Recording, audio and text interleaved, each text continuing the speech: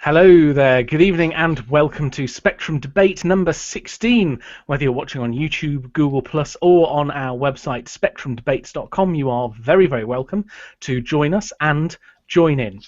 Tonight we'll be debating a variety of topics chosen by our guests whom we shall meet in a moment.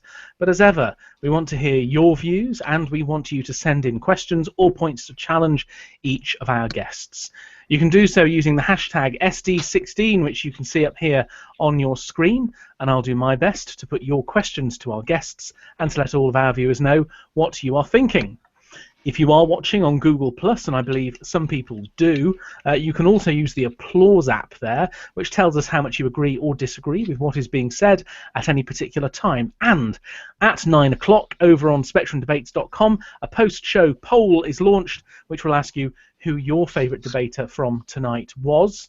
And, of course, over there you'll be able to see our My Manifestos, and you'll be very welcome to put your own in as well. And we might well be debating all of those next week or the week after. So if you'd like to join in with that debate in some way or other, do get involved. But without further ado, let me introduce you to each of our guests, and in the order they appear on my screen from left to right, although this isn't quite literal political left to right. We begin with Councillor Matthew Hulbert. He's a Liberal Democrat councillor, a champion of many things, including fair trade and the LGBT community in Leicestershire and the wider world. Good evening, Matthew. Welcome back.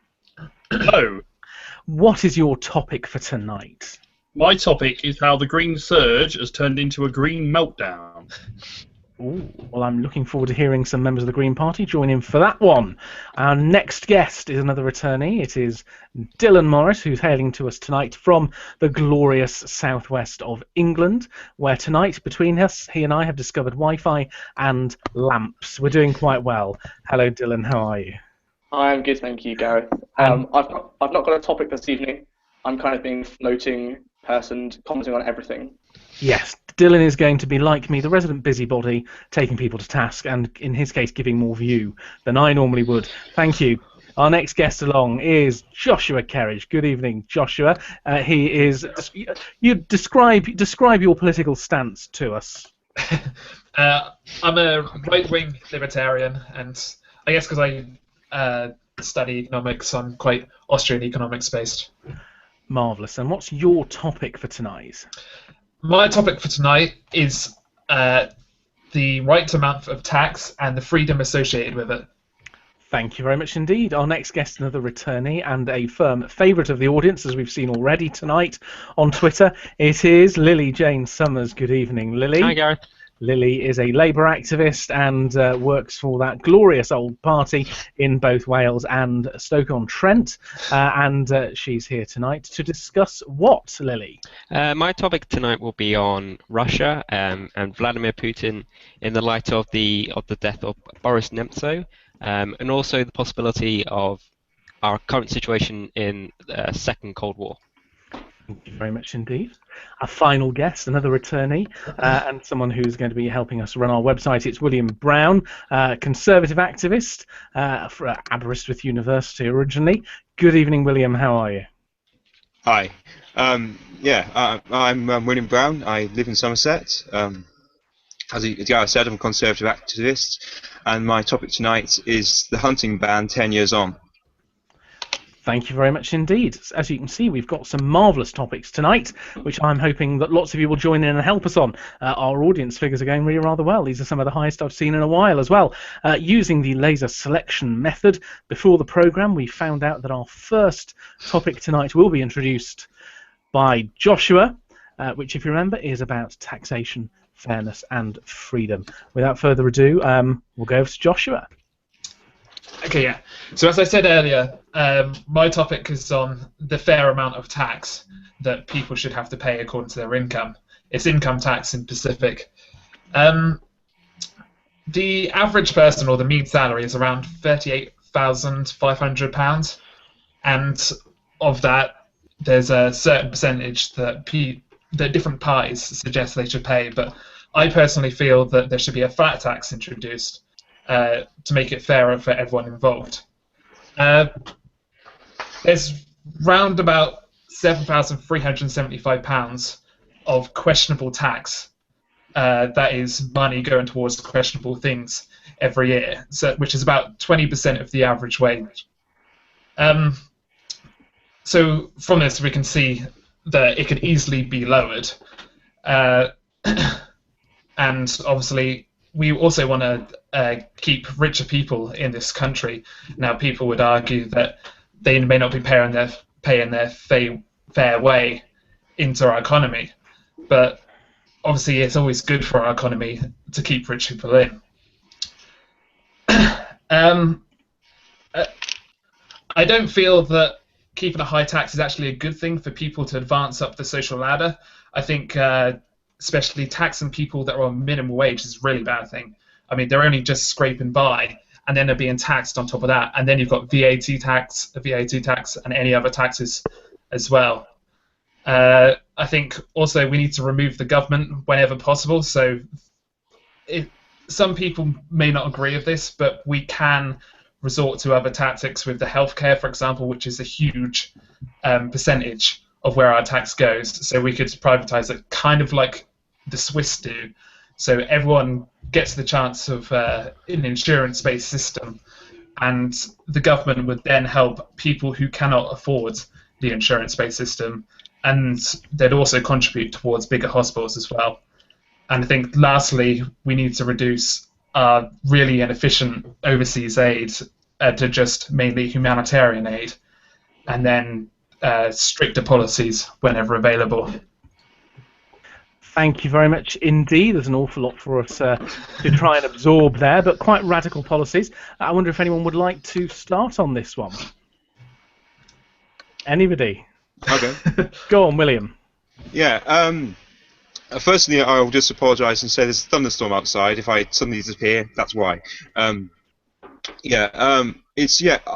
agree with what Joshua says as far as we need lower taxes, and certainly the underprivileged in society do suffer when high taxes are levied on them. And I generally agree with most of the tax points, because the idea of the rich, I'm not saying fleeing, but going away due to if we suddenly throw up our taxes, definite problem, which we've seen some parties suggest.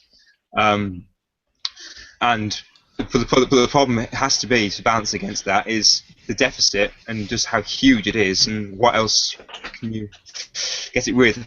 I agree with the idea that a small amount of tax would increase the economy and get more tax in the long run, but it's a problem. Thank you very much indeed. A couple of tweets, then I'm going to go to Lily. We've had, first of all, flat taxes, says John Hudson. Les Fox, flat taxes are fairer. I find horrifying a relative of mine who's a postal worker has to work until summer to pay all their tax off. Leon French at Leon Sean French. The problem with a flat tax is that you can end up inadvertently hurting the poorest in society. John Hudson adds no tax on the minimum wage. And Mr. Snoops at Mr_Snoops says that he couldn't agree more with the points that you've made, Joshua. And Tom Cahill at Tom Cahill 98 is asking, Joshua Kerridge, full-blown anarchist? Lily, what do you have to say? Yeah, quite a few good points. On the flat tax, I personally think flat tax is completely the wrong way to go. The problem with the flat tax is it either has to be too low, which results in a huge budget deficit, or it has to be too high, which results in the poorest having their taxes increases. So for me, with a flat tax, you're asking the government to set a rate which they think is either going to be too low or too high. Either way, it's going to hurt poor, because you're going to either have spending cuts which benefit the poorest, or you're going to have, a huge budget deficit. And then you've got the point on keeping richer people in this country. I do agree with that. Obviously, we don't want to have 75% tax rates. It's inefficient, the Laffer curve, etc., etc. But we also need to make sure that actually our economy works for the poorest people too. We shouldn't simply have our economy based, oh, we need to keep, big business in our country. We need to keep the richest in our countries. We need to have our economy where it works for everyone, where we don't have, ridiculously high tax rates, but we also make sure that the government works for people. So I do agree with you that richer people, it's not beneficial for them to leave our country. But it doesn't mean we have ridiculously low taxes. You also said about removing the government where we can. I kind of agree with you because I want drugs legalization and etc. etc. But I would also make the point that government can be beneficial in many ways too. So the government can be inefficient in many ways, but it also can be beneficial. So we need to have in my opinion, a balance. And then you mentioned the point very briefly on inefficient aid. I completely agree with you. We need to have a look at aid. I wouldn't necessarily decrease it. I think we should keep it at 0.7% of GDP, but we need to look at how aid works, as I think in many, many instances, foreign aid isn't really working as it should do. So I think we can reform aid to actually benefit the poorest people in those countries.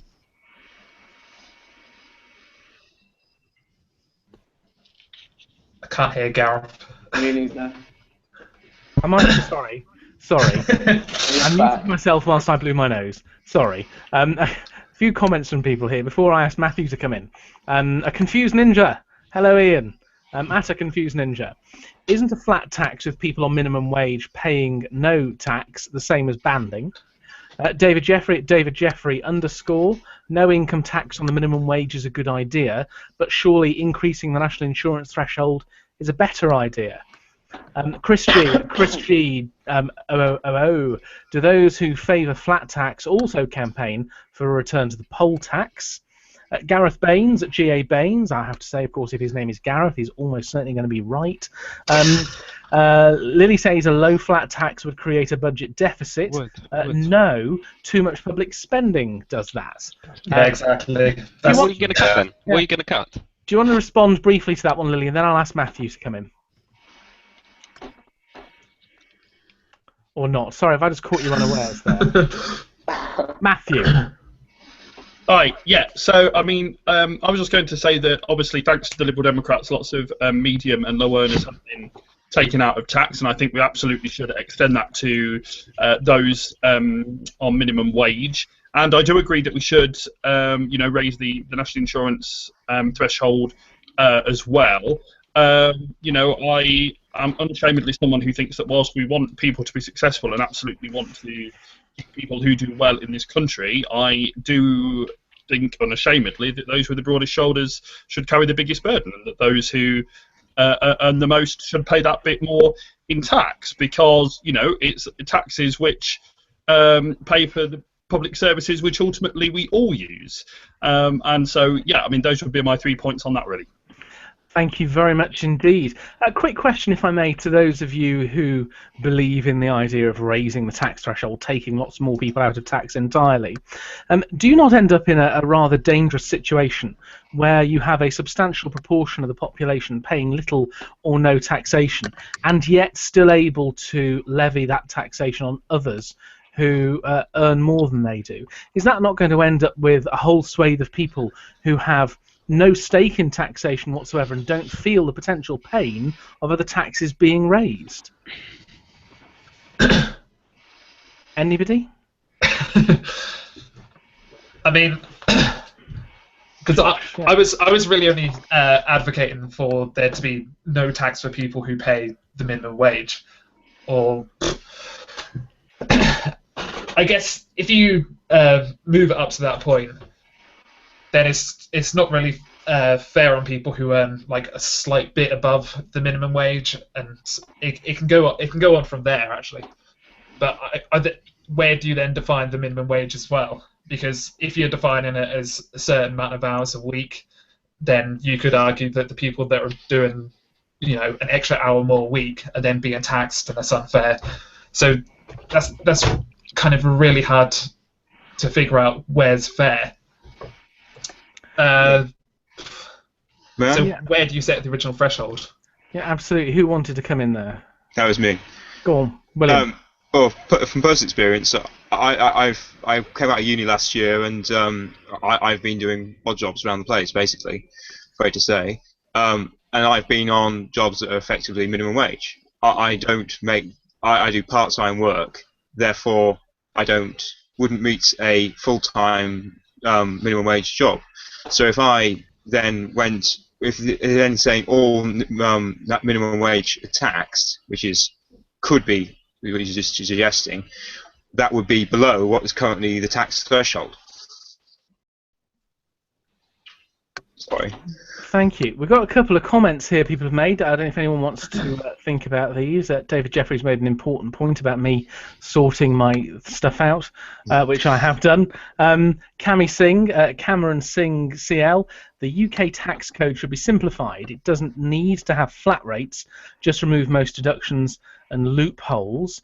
David Jeffrey adds on to this point, to be frank, just abolish national insurance and merge it into income tax. It's a more transparent system then. If I remember correctly the other day, a minister tweeted that the current UK tax code altogether amounted to 17,000 pages, which seems really quite extraordinary. Another couple of points here on the particular issue for privatised NHS by Emperor's New Clothes at Emperor's New C. This is at Josh. What if a privatised NHS costs the same amount in tax? Why is the supply chain relevant to the cost? You can answer that, Josh, when you close this topic in a minute. Cami Singh adds, our law should incorporate negative tax rates like universal credit to replace most welfare and incentivise work. And Ben Ali Hamdachi at Green Ben Ali are the myth of the tax exile, and there's a link there to a story at the New York Times, which I have just retweeted from the Spectrum account. Dylan. Yeah, I've kind of sat back and not really seen so far. But it's been interesting. The thing I'm surprised hasn't come up yet is the massive amount of tax avoidance and tax evasion that's going on. I mean, it's all very well and good rates for the poorest and the richest, but if they're not being paid, who cares what the rate is? The rate for them is 0%. Until we clamp down on things like that, there's no point discussing this. They're not paying it whatever rate it is. It could be 50, it could be 15. They're not going to pay it until we clamp down on it.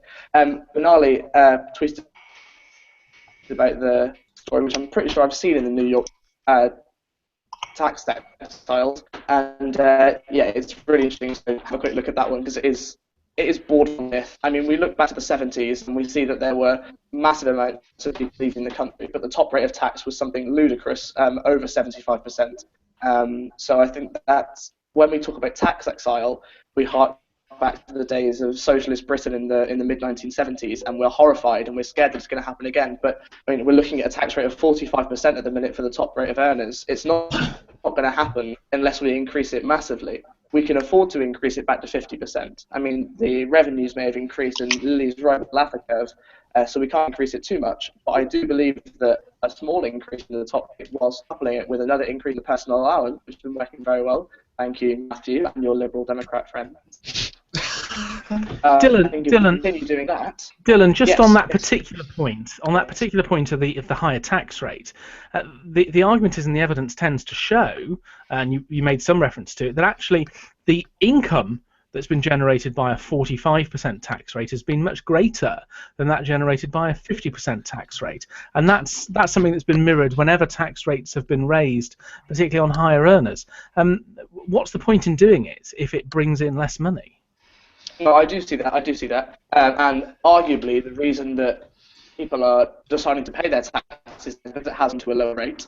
I think that we've seen a lower amount of tax avoidance / evasion since the cut in the rate. So if we clamp down on people avoiding tax, the increase in rates will not lead to a fall in revenues. I heard someone sigh then, which is great. Well, I'm going to ask, I don't know if anyone else has any final comments on this, and then I'll ask Josh to close. While you're just thinking, a few more comments that people have tweeted. Charles Tennant at UK_Tennant. Why keep the foreign aid budget the same? The money should be used to help the poor in this country. Cameron S at Cameron_surname. Tax is confusing and hard. When do we get to mindlessly attack the Greens? We'll come on to that shortly, I think, Cameron. Point made here by Weird Times, at Weird Times, who was on the other week, about the unfair spending of taxation across the UK. And Robert Winfield at Robert Winfield 2 says he agrees with the idea of merging national insurance into income tax. And John Hudson makes the point that I just made tax receipts went up when tax went down at the start of this government. David Jeffrey also adds, also capital gains revenue has dropped since the rate was increased to 28%. And Alessia at Upon a Cloud, I agree with David Jeffrey. He talks about VAT applies to everyone, and a lot of stuff we all get like this awful wine that she's drinking. And I'm sorry about that, Alessia. Hopefully our debate will help make up for that. Any comments anyone wants to make before Josh closes this debate? Yeah, Gareth, can I just make one final point regarding tax cuts? The problem with people who advocate tax cuts is they normally never really say how they're going to pay for it. You know, whenever people on the left say, okay, we're going to increase government spending on X, Y, and Z by this amount of much, the right wing always say, oh, okay, how are you going to pay for it? How are you going to pay for it? When everyone advocates a flat tax or lower tax rates, they never say specifically how they're going to cut government spending. They're very vacuous in how they say it. Oh, we'll cut government waste. Okay, how are you going to cut government waste and how by much? They're never able to explain it. So I think anyone who advocates tax cuts, which I think is perfectly legitimate, I think they have the responsibility to say how they're going to pay for it. Otherwise, the assumption will be made that they want to increase national debt. Thank you very much. Any other comments before Josh closes? I'd like to respond to what Lily said, actually. Yes, Josh, you're going to close now, so you can do all of that. Off you go. Okay. Okay. So, firstly, obviously, we've got a huge debt in our country, which had certain economics been applied to it, we wouldn't have such a huge debt. So, austerity was nowhere near what it should have been. So, if we didn't have such a huge debt, then we could easily bump our tax down, because I think at the moment, for the average, for the mean salary, it's £845 per year for each person. And let's say the interest rates went up to about 2%. That would be about £3,374. So at the moment, it's in an awful state. But if we got rid of that, that would be loads of money cut from taxes. And then also, as I said earlier, we could go onto the Swiss system for healthcare, and I think the average person pays around £2,432 on health a year. So if we were to change that, I'm not saying that they definitely would spend less on health each year, but I'm saying if we use the Swiss system and it worked out in a similar method, people would be spending a lot less on health. So that would be a huge way to cut down on tax. I think there's also a question which I'm not sure if we have time to answer it, but what's a more fair system of distributing wealth than the markets? I mean, how can you say that the government distributes wealth or income better than the markets do? Thank you. Well, there's a whole of the debates that we certainly don't have time for right now. Thank you all for your comments on that one. We're about to select our next one using the laser selection method. Here we go. And our next topic is going to be led by William. Your turn, sir. Well, on the 18th of February this year, we had the 10th anniversary of the fox hunting ban. Obviously, you've got to remember, it didn't just include fox hunting, it also included hare coursing and stag hunting with dogs. I'm mainly going to ask the question, rather than, I'll bring up my own views in a minute, but mainly ask the question, what do people think of the ban? Who's in favour of repealing it? Who's in favour of repealing it in order to get a stronger law?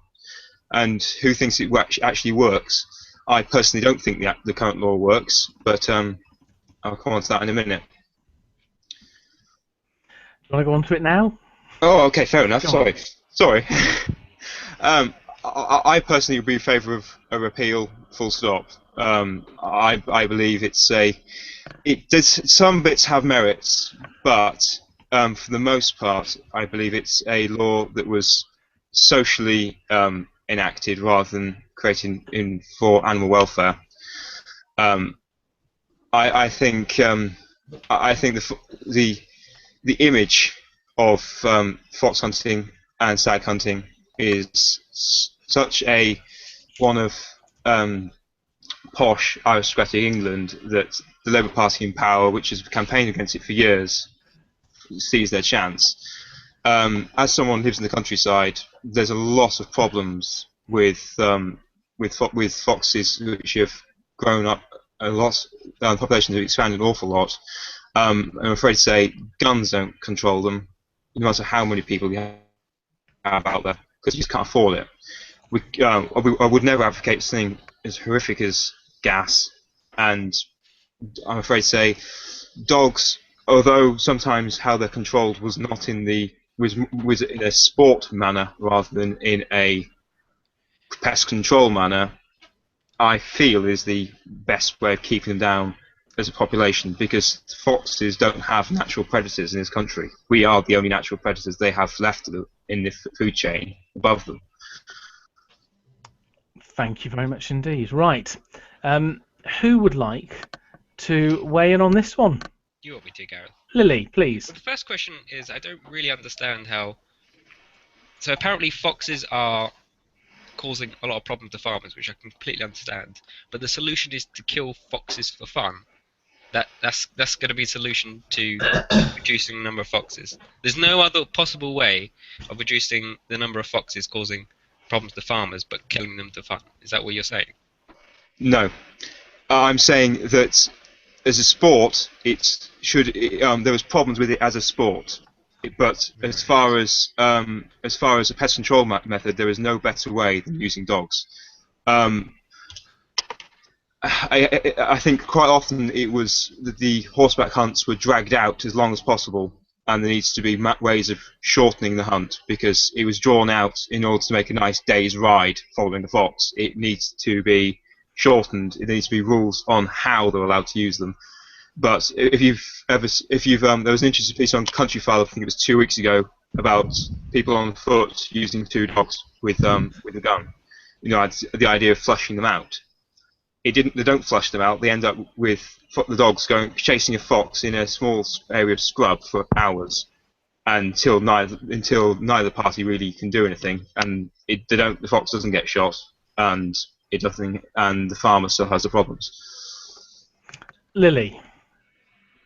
Well, I mean, to be honest with you, you're not really providing a really persuasive case to change it. I mean, for me to change my opinion on fox hunting, I would need to have a really persuasive case. And for me, for me, it doesn't seem like there's much to say. I don't really see a persuasive case to change fox hunting. I think you should keep a ban on, killing foxes for fun in such a gruesome manner should be maintained. So for me, I would need to see a really persuasive argument to change it and to see that there are significant problems on the law in X, Y, and Z, rather than saying, well, there's a problem with foxes and farmers, maybe we should get rid of it. It's not really persuasive for me, Gareth. Okay, fair enough. Thank you very much indeed. A few comments that we've had online so far. Now I'm going to come to Matthew because he's named in here. Not in a personal way, it's about where you live. Manic Merkel at Manic_Merkel. Guten Abend, Frau Merkel, willkommen. Wait, you have to make it illegal for people to realise it's wrong to go out and brutally murder an animal, only in Britain. We have David Jeffrey at David Jeffrey_, who gets their kicks from watching hounds maul foxes, and then he talks about how the gene pool may have contributed to that. Leon French at Leon Sean French, but the foxes are so cute. Where are we? It's a sorry state of affairs, says Jenny at Jenny Who Jenny. It's a sorry state of affairs when people are more concerned about hunting foxes over social issues. Robert Winfield, opinion about fox hunting in the Conservative Party is more evenly divided than many people recognise. David Jeffrey again, ISIS, Putin, historic sexual abuse, the Eurozone and Greece. Why is fox hunting still an issue?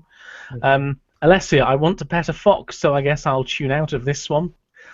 Salman Anwar, foxes are reincarnated babies. Fox hunting is baby hunting. Weird Times, keep the ban. Foxes can be shot. Manic Merkel, keep the ban, and she's tweeted a picture of a fox. There may be an urban bias here in the audience, which may help explain part of this. However, the point I want to raise here, Matthew, again, I think some of these arguments are, of course... Chris Brown, here we are, at C. Brown Archer. The number of foxes need to be brought down. So he's making the point that there is an issue there. The point here from John, and it just leads nicely into you, Matthew. He says, remember, Matthew, you come from Leicestershire, where fox hunting is on the flag and it's the county motto. So how do you feel from being from the home of fox hunting? If that's what they say, I mean, all I've got to say on it really is that I agree with the ban. I mean, I think, you know, I don't choose the other debates on this. I've not much more to say on it than that. I mean, I think it's done with. I agree with the ban. Keep the ban. Thank you very much. Josh? Yeah.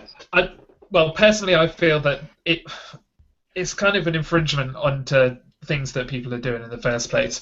But also, it's not really that effective, is it really? Because hunting is mainly on private property anyway, and how can you enforce that on private property? I mean, who's going to report it and stuff like that? I think for its merits, it does reduce the unnecessary suffering of an animal, because I don't believe they shouldn't die, because obviously they are a pest, much like pigeons are, but they should preferably have the shortest death possible if they are going to die. Thank you very much. Dylan? Yeah, I'm cool to go now.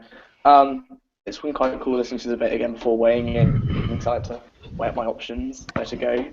Yeah, I back the ban. I think it's a good thing. If anything, I think it should be made stricter. I think what William said about it being slightly ineffective, and Joshua echoed, I think that's true. Although there was a story at the end of last year saying that prosecutions were at an all-time high. And I think it was reaching something like 1 a week. I think that's where I read it a while ago, so that might be wrong. I think that Joshua said quite a big point, saying, "Oh, you know, it's infringing on people's civil liberties," and it's like, you know, yeah, I get that, but they're saying we should be free to do whatever, even if that means quite brutal. I have quite a few friends. I mean, I was in the Tory party for a while, so I obviously have friends who've gone on fox hunts, and it's quite good. Foxes are not killed that quickly and things like that. It's not always very cut and dry. And also, I mean, keeping the population down. I think there are 250,000 foxes in Britain. I did look this up earlier because I wanted to be prepared. There are about 250,000 foxes in Britain, and the majority of foxes that are killed, even when the ban was in place, a massive majority of foxes that were killed were on the roads, in accidents, things like that. Killing foxes, you know, on private estates, things like that, it's not going to keep the fox number down by that many more. And Matthew asked why this is still an issue, and David Jeffrey kind of tweeted listing all these different things that are more important. The reason this is still an issue is because the Conservatives want votes. They want to keep getting more votes, and they're sure that if they say we're going to repeal the ban, they are guaranteed votes. And they're right. They are guaranteed votes from the people that want to kill foxes. They are. And it might just edge them over the line in certain constituencies. The reason it's still an issue is because the Conservatives are keeping it being an issue. That's why it's still an issue, to answer your question, Matthew, and to answer David's point as well. How outrageous that a political party wants votes and to win the election. Yeah. I love that. Everyone involved in politics at some point has always said, I can't believe Party X is doing this just to try and win votes. Sort of the point of parties. I'm going to weigh in just slightly and then read a couple of tweets before I ask you to close this debate, William. I've been in the Conservative Party now for 19 years. I'm not aware that any of my friends in the party have ever been fox hunting. So that's not necessarily a given, but perhaps things are a bit different down in the southwest than here in the northwest. Yeah, that's all right. That's all right. So Sally Freeze at Freeze Sally makes the point. It was badly drafted by Labour and it was rushed through. Liam Bones, it's the core Tory votes who are interested. Cami Singh, if one has to kill some foxes for practical reasons, you may as well make an event out of it. And John Mousley, why don't we let counties decide? I'll vote against legalising it again, but many communities want it to be allowed. My own view is I've never been on it. I don't really understand it, and I can't really say any more than that, to be honest. But there we are. I come from a position of ignorance, so I'm not going to say anything else. William, to close. Yeah. Well, I've made my views quite clear. I will point out that having seen a fox killed by hounds, I haven't been on a hunt. I've watched one. I have never seen. It is a very, very quick death for the fox. Admittedly, there was the chase beforehand, which I understand people help us with. As far as the other parts of the ban was concerned, I have a problem with hare coursing, and I agree with that part of the ban, and I haven't made up my mind with stag hunting. But as a civil liberties issue, I have an issue with it, and as a pest control method, yes, Dylan did point out that it is limited in its effectiveness, but certainly the Welsh farmers route, which how the Welsh hunted, I think does still have a place. Yes, it does have a involvement with the Conservative core vote, but as we've been seeing with Nigel Farage on the Boxing Day hunts, it has quite an issue with most of the right wing. So yeah, thanks. Thank you very much indeed. Let's move on to our next topic. Using the laser selection method, we have 2 left here, and the next one is going to be Lily's. It's yours. Yay! Thanks, Gareth. So my topic is all about Putin, and in my opinion, what I'll be advocating today is that we are essentially in a second Cold War. The reason why I say that we're in a reason why I say we're in a second Cold War, in particular, is there are very, very similarities between the Cold War and today's current situation in regards to Putin. So the Cold War was all about a battle of ideologies, and today it's not necessarily between capitalism and communism, but in my opinion it's rather between human rights, democracy, and in particular rights for minorities. For example, in Russia you obviously have the huge discrimination of gay people. Russia is essentially a mafia state now. Every time an opposition leader speaks in Russia, they either get shot outside the Kremlin, they're either put into house arrest, which was Alexei Navalny, terrible pronunciations, or they get sentenced with fraud. Putin has done a deal with many business leaders who have backed Vladimir Putin that as long as you stay out of politics, I'll let you make X amount of profit. So essentially the point I want to make here, Gareth, is that the West in particular needs to stop appeasing Putin, and when I say that, it's more between people in the West. So for example, people blaming a Nazi coup in Kiev, and then they said, well, the US probably shot down their aircraft. Oh, it was the CIA who shot him outside the Kremlin. So essentially my main point here, Gareth, is, in my opinion, we're in a second Cold War. We need to be prepared for it. We need to fight for human rights and democracy, in particular rights for minorities. We need to stop sucking up to Saudi Arabia and China. And we need to, fight against Putin, not an actual war, but a war of ideology. Thank you very much, Lily. A couple of comments already here. John Mousley, remember when everyone pointed looks at lefties, laughed at Romney for saying Russia was a strategic opponent. Yeah, that was a mistake. Yeah, Cameron, Cameron _ surname, Cold War, more reason to boost the defence spending by about 1 million %. My love for big ships doesn't come into this. Yeah. But interesting point. Does anyone here disagree with the premise that Vladimir Putin is a threat and needs to be dealt with? Yeah. Josh? I wouldn't really compare it to a Cold War. It's nowhere near as serious as that at the moment anyway. Obviously, you've got the problem with Russia potentially, I'm not going to confirm anything, but obviously it looks like Russia is sending over resources to Ukraine.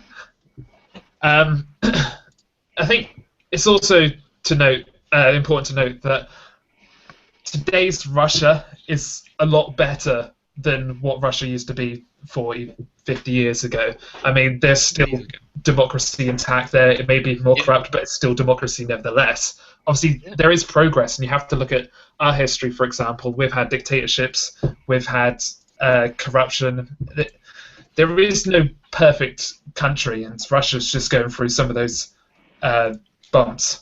on the way. Isn't the difficulty, Josh, is that Russia might be going through bumps, but the trouble is they're not going through the bumps themselves. They're going through bumps in Georgia, in Ukraine, in backing Assad and keeping him there for years.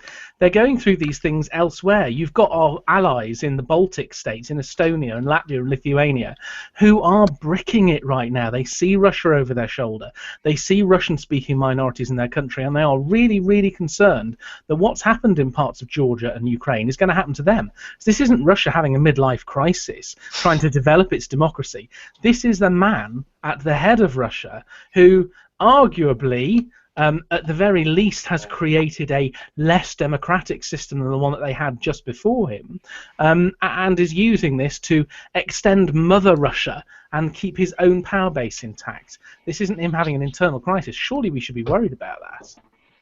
Yeah, I mean, we should, but we should also be careful not to get too involved. Obviously, we need to bump up our military spending, as Cameron said, because he's a future threat, but he's not a threat right now to us personally.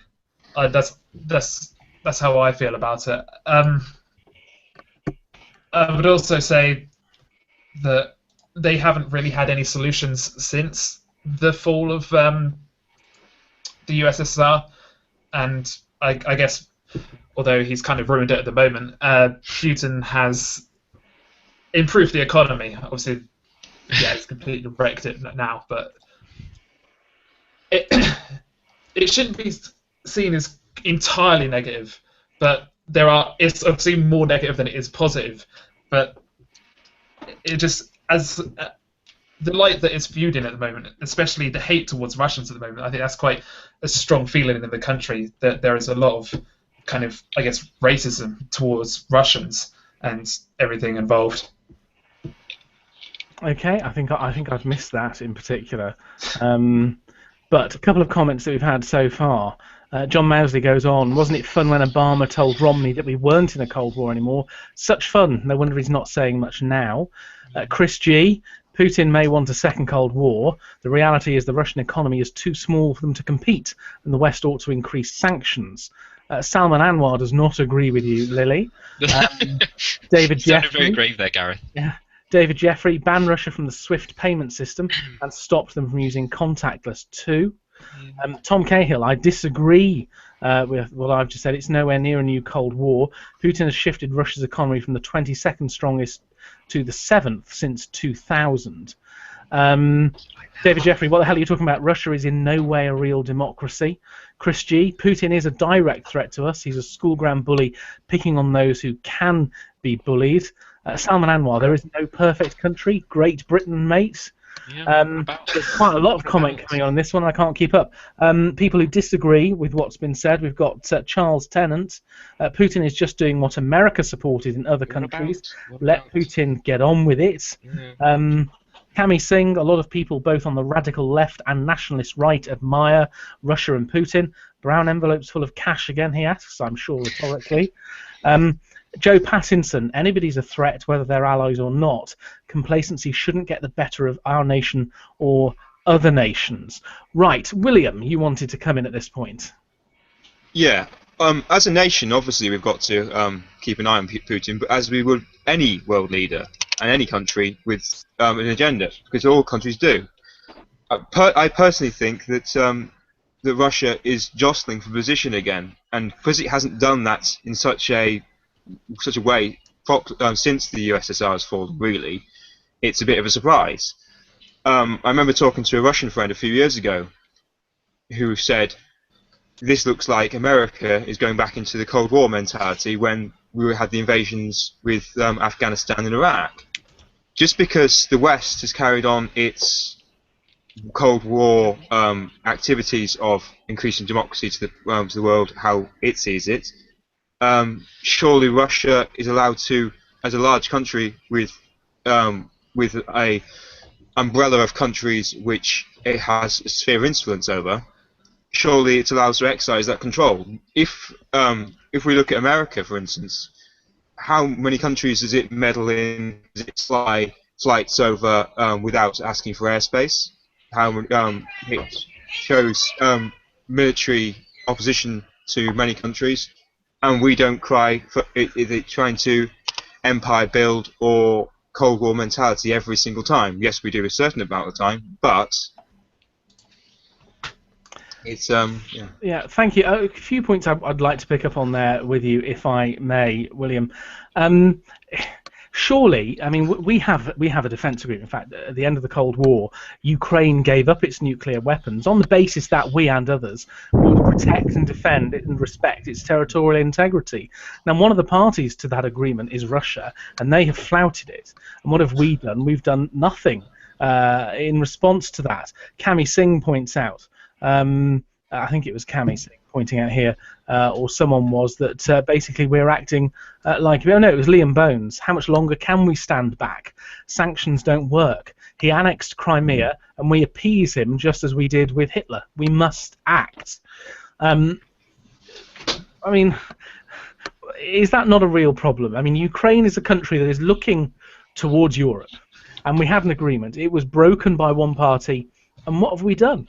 What have we done? William, anything on that one? Yeah, I would agree with you, but I would also point out that as far as the Russian identity is concerned, which is another issue, the quite large sections of the Ukraine are some of the oldest parts of Russia as a Russian state. They date back to the Muscovites and the people of Novgorod. Yeah, but of course, strictly speaking, parts of Britain and parts of France are the oldest parts of each other. I mean, should we be sending the troops over to Normandy again and reclaiming it? There's certain people I know who would advocate that, but the thing is, we didn't lose Calais 20 years ago. That's one of the oldest, one of those bits that was lost.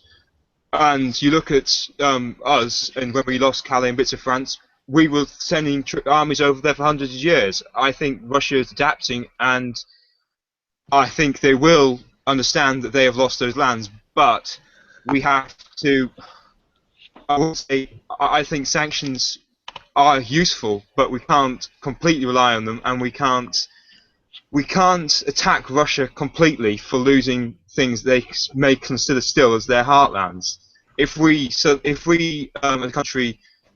If we as a country lost Kent for some reasons, we wouldn't, because we've signed a treaty. We would try and we would probably follow it to an extent, and then we might well do something else. Thank you very much, Dylan. Your turn. Yeah, I kind of sat again at the end, which is actually it's a new thing I'm trying. It's when we come straight to Josh's points, because I think some of them are a little bit barbaric.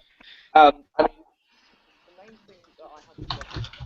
Hang on one moment, Dylan. I'm afraid we seem to be having a bit of a problem with your signal at the moment, so I'll come back to you in a sec. Okay? And we'll just see if we can stabilise that. Matthew, do you want to come in at this point? Yeah, I'm sorry, I missed some of this debate. Had a few technical problems. That's okay. Welcome back. It's nice to have you back. Thank you. I don't pretend to know an awful lot about this subject, really, so it's probably best that I keep my comments relatively brief. Other than to say that I think it's probably overstating it to say that it's another Cold War, because, you know, as we said earlier on, I don't think Russia, economically speaking at least, is in any position for that to happen. I think Putin is clearly a dangerous individual and is clearly an expansionist. As to what should be done about that by the West, I don't pretend to have any answers really on that. Thank you. Dylan, let's try you again. Yeah, is it looking a bit better now? Don't move so much, and let's see if that helps. Okay, I'll try and stay as still as possible and see if it works. Okay, I'm going to come straight into Josh's points, and sorry if I'm attacking you the whole night. I'm trying not to. You are quite wrong.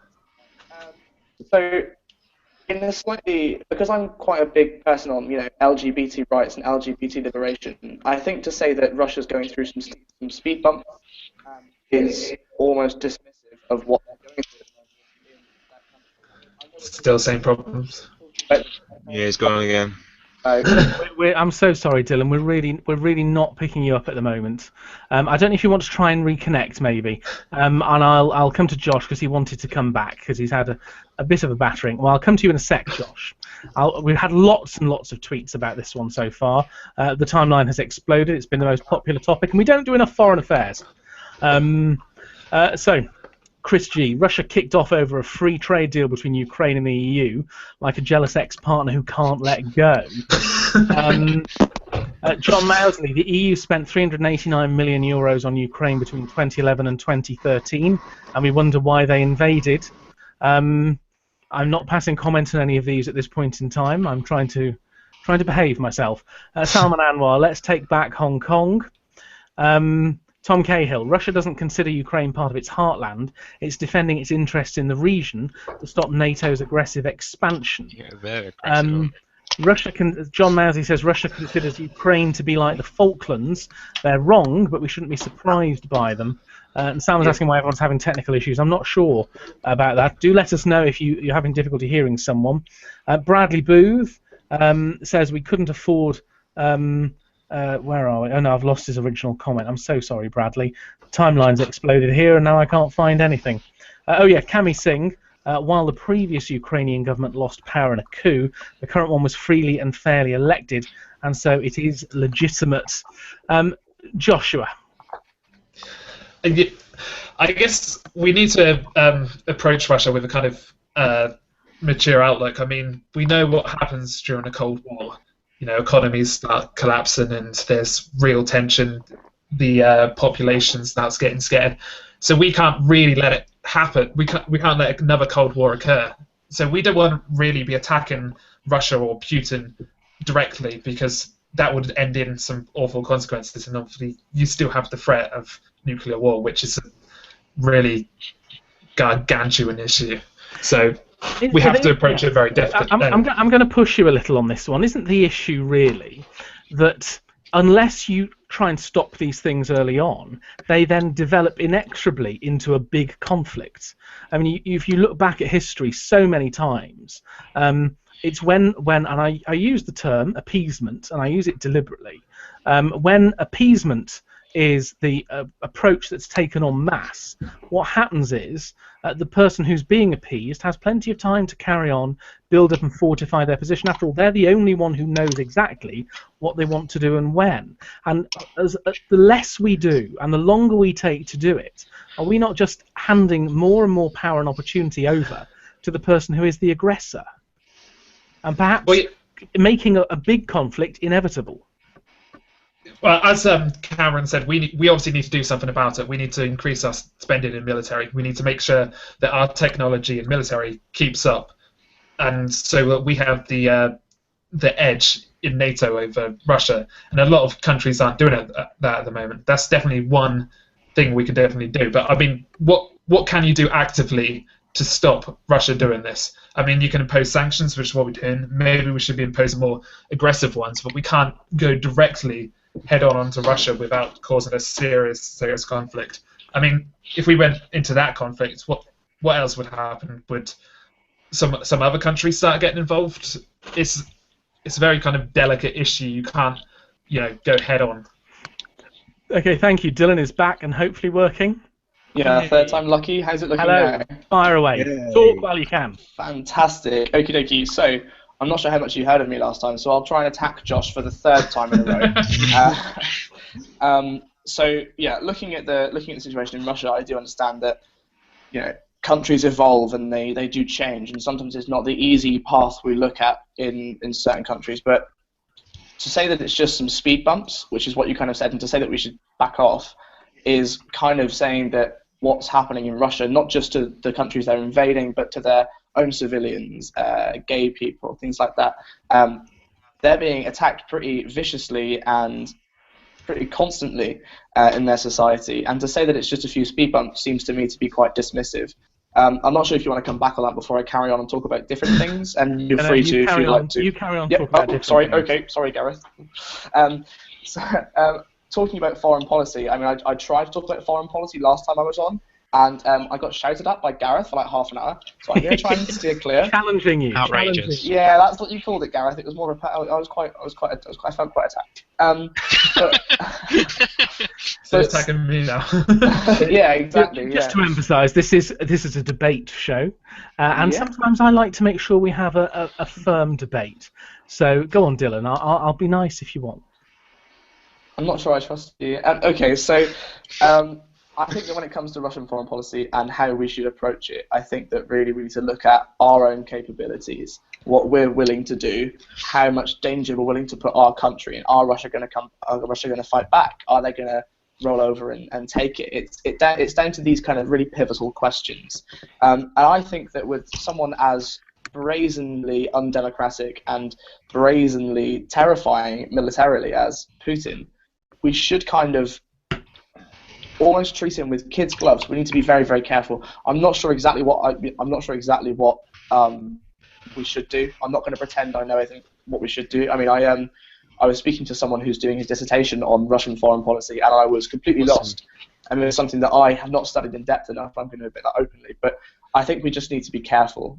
And I know that's not really a very conclusive thing to say, but that's my conclusion.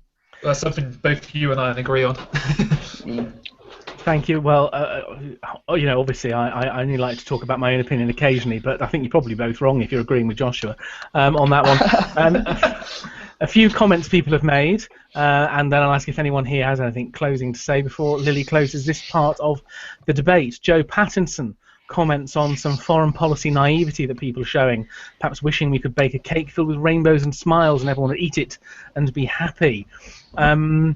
John Hudson, Mousley, if we attack Putin directly, when I get conscripted and killed, I will come back and haunt you.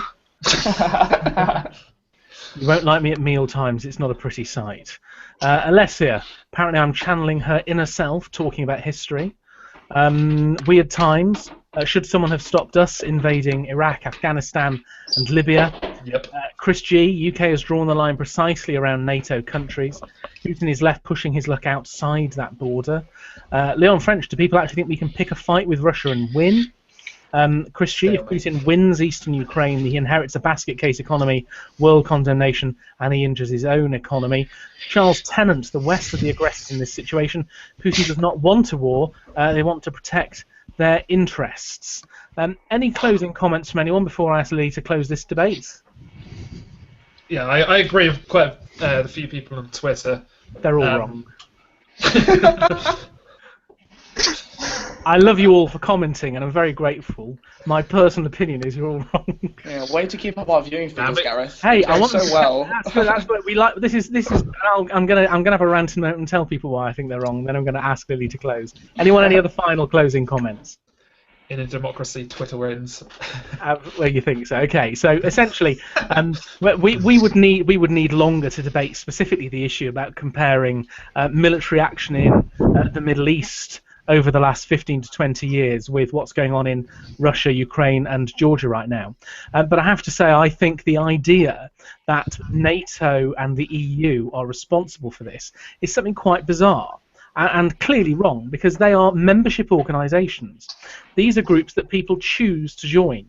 So you have, for example, Lithuania, Latvia, and Estonia, who are members of NATO. They invited in NATO convoys and American military personnel to join their independence parades because they fear what their neighbour in Russia is going to do to them. They voluntarily joined NATO. They weren't invaded.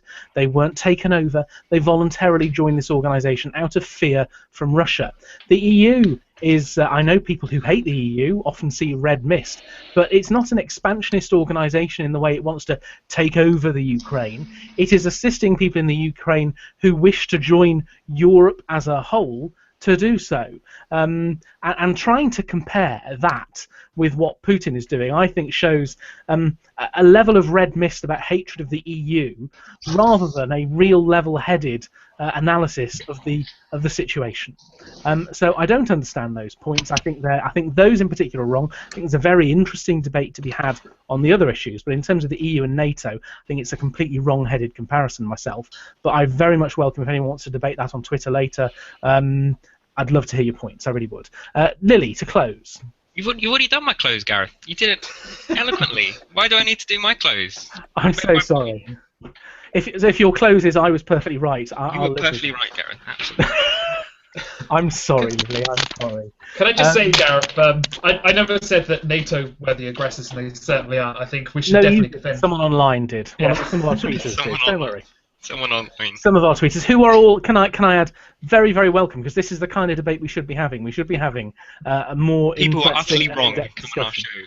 Yes, and of course they all think I'm utterly wrong, so we're all fair and even in that. But the nice thing is, I'm happy to read out your points and to have that debate. And if you want to come on and talk about it in more detail in future, please do. You'd be very, very welcome to.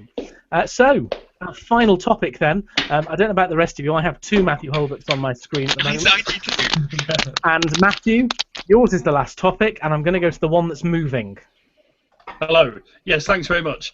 So I wanted to talk this week about why I think the green surge has turned into the alleged green surge has turned into a green meltdown. The Greens have had probably their worst week, certainly the worst week of late this past week. The Natalie Bennett meltdown on LBC, where she didn't know her own party's policies, or certainly the details of them. Maybe she felt the details didn't matter as long as she said some nice green type stuff. Their chaotic campaign launch press conference later the same day, where Natalie Bennett was asked a question about the interview early that morning and was ordered not to answer it by a Green baroness, of all things. The fact that the one place where they hold power, Brighton and Hove, where they run a minority administration at the City Council, they weren't able to get a budget through this past week because members of their own group voted against their own budget.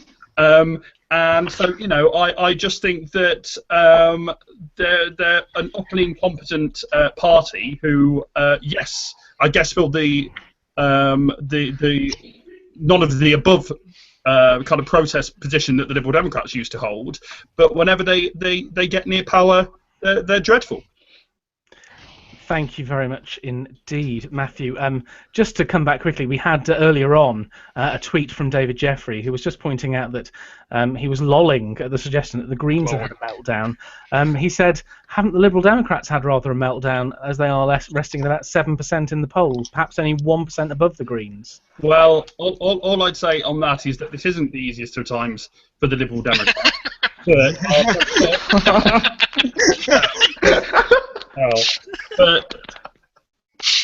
But I tell you what, we will still be a sizable parliamentary force after May the 8th, and those laughing from both the Tory and the Labour Party may be coming to us on bended knee from May the 8th. So I shall look forward. I'm not a Tory anymore. I shall look forward to them eating some humble pie when they have to come to us to form a stable government.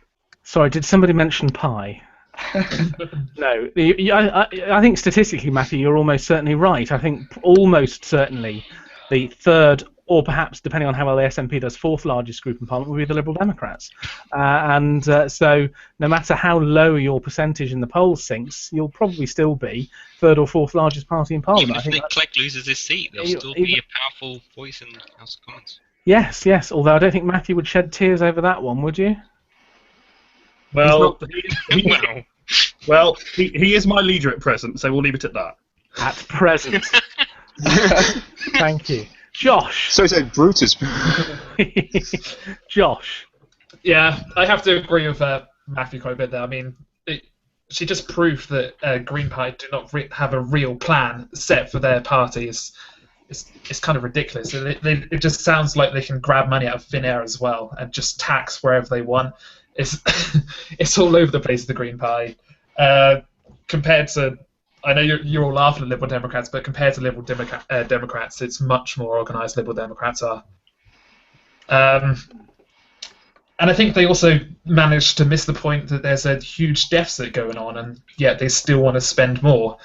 It's their party's ideologies are completely off what we should be going for right now. Thank you very much indeed. William? Yeah, first, let's say the Liberal Democrats are very much a force in my constituency. We're very worried about them. But so you should be. Well, no, you have the seat. We're trying to win it back, but it's very close. Which seat are you in, by the way? Taunton Dean. Ah, so yours is Jeremy going to be Brown's current seat. Yes, yes, Jeremy Brown, the man liked by everyone except Liberal Democrats, it seems. Yeah. Which is a shame. But yeah, so yours is going to be very tightly fought over, isn't it? So just to pause briefly, and I wonder about home constituencies of everyone else. Lily, the constituencies you have an association with, are any of them potential hand changers or game changers in May? Well, the seat I'm in at the moment is very, very close between Labour and the Liberal Democrats. So the fear here, I suppose, is those Liberal Democrats will go to the Tories, because the people here, there is quite a lot of like a middle class area, so it's most likely going to stay Labour, but it's a very, very small margin. Which Like constituency is that? Swansea West. So it's Swansea. very, very close, but the second, people are the Lib Dems. Okay, Josh, how about you? Well, in South Norfolk we've got a Conservative MP, but I mean, I think we've got a few Liberal Democrat councillors and Labour councillors as well in our constituency. So It's a pretty safe. It's not likely to change hands. Is that what we're saying? no, I think our Conservative MP has got quite a big edge in our Okay, constituency. gotcha. Now, Dylan, I know you're in a marginal, aren't you? I don't live in a marginal. I campaign in a marginal. I live in a very safe Labour seat, Plymouth Moorview, but I campaigned in Plymouth, Sutton and Devonport for quite a few years, and that is Tory Labour marginal. And the polls are suggesting it's going to go to Labour, back to Labour, because it was Labour for, I think, since it was created in 2005, and then it went to the Tories 2010. No, it might be going back to Labour in 2015. Okay, and Matthew, yours is a fairly safe Conservative seat, isn't it? No, not at all. Did you see the front of the Mirror this? Did you see the front of the Mirror this week? Do you really think David, we should have astrology on the NHS Tredinic, is likely to hold that seat? Really? Stranger things have happened. People kept electing Tony Benn. Well, stranger things have happened, but I tell you, we Liberal Democrats in Bosworth, and we run the council here with a clear majority, and we will be fighting till the last moment to try and rid Parliament of that dreadful man. Okay, so what's that dreadful man's majority? Well, it was slashed last time around when the Lib Dems leapfrogged Labour, who are nowhere in Bosworth. Okay, it's taking some time. going to- What's his actual majority? And I think his majority is about 5,000, but it's perfectly, it's perfectly achievable if enough Labour voters come over to us, and I think they will, because they know that in No, they Bosworth, won't. I think they know that in Bosworth Labour has only one principal authority councillor. So I think they'll come over to the Liberal Democrats and ensure that we take that seat. Okay, so yours might be the improbable Liberal Democrat gain of the May election. And also, can I point out, in the East Midlands as well, look out for Ashfield. Look out for a Lib Dem gain. Okay, all right, okay. Do you think So, Al Murray is going to overtake Nigel Farage then? Al Murray standing as FUKP. He's polling at 1%. Yes, so well, we've do. got Okay, so I just wonder, Gareth, Matthew. Sorry. That's kind of a sarcastic taking us question. back to the Greens, which was Yes. kind of the whole point of my debate. Indeed, it was. Yes, and I rudely interrupted William, who was talking about them. Then, sorry. So I'll go back to William to talk about them. I just wondered about our panelists and who here was in the seat. But can I just ask this Okay, question? go on. Do we think that Caroline Lucas was right to stand down as leader? From my own point of view, I think it's proven a disastrous move for the Greens, because she was clearly head and shoulders above Natalie Bennett. But there we are. William, what do you think on that and the Greens in general? I've sort of lost my thread, but I am worried about the Greens with their policies that I can't see how on earth they can pay for it. But apart from that, I've completely lost my thread, Gareth. I'm so sorry. I went off on a tangent, and I'm a terrible person. Lily, the Greens, and what do you think about Natalie Bennett and Caroline Lucas? I do like the Greens, but I think they have got quite a few problems. They do need to sort out their manifesto and regards to economic policy, because they seem to be not too sure exactly where to go. They need to change the leader. But overall, I don't think the Greens are imploding. To be polling above the Lib Dems on certain occasions shows that the Liberal Democrats are actually the ones who are imploding, not the Greens. The Greens have done great in this Parliament. They're showing that they're a new voice in British politics, and I think they'll have a good chance of maybe at least retaining their currency and maybe gaining another, maybe in, I think Bristol West or Bristol East. So no, I don't think the Greens are imploding. They're a great party, got some really good policies. They just need to get rid of their leader, change a couple of economic policies, and I think they'll be in pretty good shape. Thank you very much. A few comments people have made before I ask Matthew and Dylan to comment. We've had Cameron underscore surname says he's agreeing with Councillor Hulbert again. This is too often. He doesn't. I mean, he needs a drink. That was him saying that. I wasn't adding that in as a code. John Hudson, the Green surge failed because they've never had scrutiny, unlike us in UKIP, who have got tough from it. They are a wet house of cards. Robert Winfield, Natalie Bennett would have been well advised not to, sorry, that was my mistake, not Robert. Natalie Bennett would have been well advised not to do a media interview while she was ill. I don't know, was she ill? I don't know. Greens want... Yeah, weird times. Greens want to build 500,000 houses in England and keep mass immigration, so more houses to follow. How green is that? Chris G, to be fair to the Greens, they haven't spent the last 2 years publicly attacking the Tories, then quietly voting through Tory proposals in Parliament, which I think is a dig at the Liberal Democrats. Several people who are laughing at the concept of the Liberal Democrat saying the Greens are having a meltdown. Lots and lots of comments on it. In fact, they're going to take me 20 minutes if I went through them. Dylan. Hi. Okay, so the first point Matthew made was that when the Greens got a whiff of power, they were totally useless. They're not totally useless. Well, close to useless then. But I completely disagree. And even though in Brighton and Hove they're not doing too well, I think Karen Lucas has been amazing in Parliament. I think she's brought to the fore some really important campaigns. But I find it hilarious that... She doesn't run anything. I'm on about where they actually run something in Brighton and Hove. They do run Okay, Dylan, carry on. Thank you.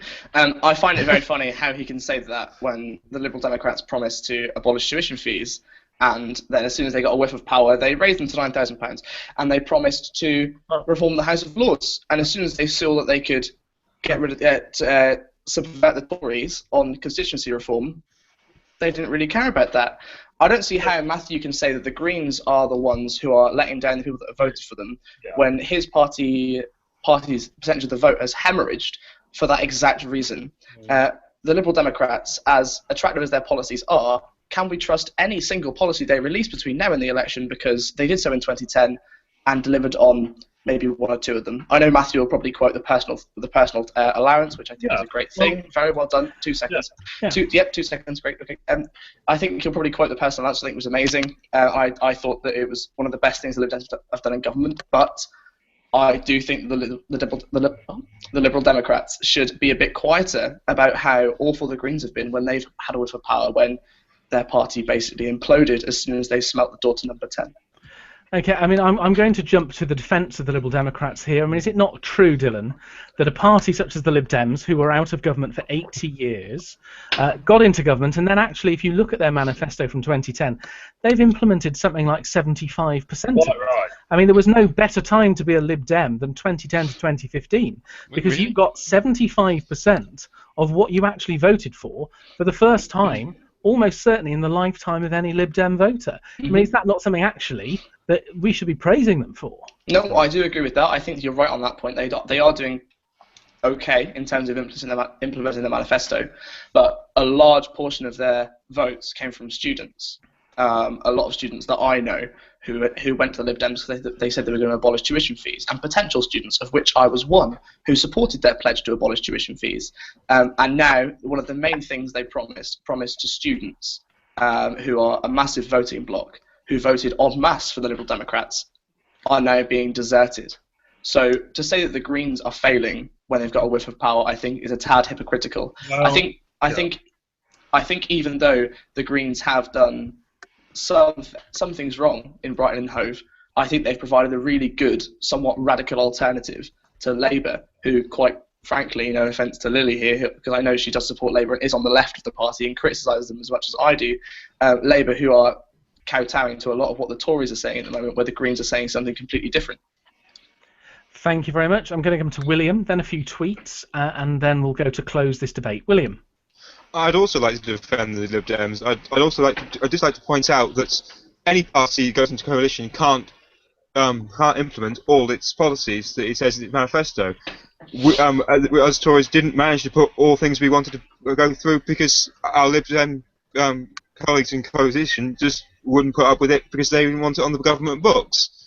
Of course, when you've got two parties which have such differing aspects, especially on tuition fees, there's no way that the smaller party is going to push its agenda through. I do think that Labour have been carrying on some certain policies, especially ones people want to speak up more on concerning the deficit, but they are worried, as all parties are, or have to be, about the size of the deficit and the debt. But I'd like to think the Greens haven't provided much alternative. They've done very pie-in-the-sky ideas, which would be lovely to a certain extent, but we can't pay for it. Thank you very much indeed. A few of our tweets before I ask for final comments and we close. At this point, let me remind you that over on SpectrumDebates.com there is now a poll active where you can vote for your favourite debater from tonight. Some of the comments that people have made so far. Daniel Van Cleek, at Van Cleek. Natalie Bennett performed very well on BBC Any Questions recently, demonstrating that she really did just have a bad day. Liam Bones, on the other hand, says that he interviewed Natalie Bennett recently and she didn't have much of a grasp of the detail of her policy and she gets very easily flustered. A few of the other points here. Chris G, the electoral calculus rates the Lib Dem chances of winning Bosworth at a whopping 3%.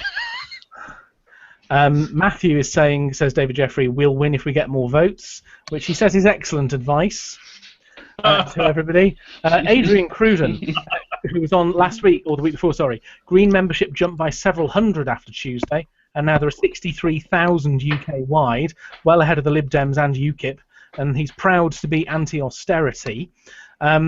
Chris G, there's a huge space in politics for the Greens, Labour and Lib Dems are at least trying to hug the centre.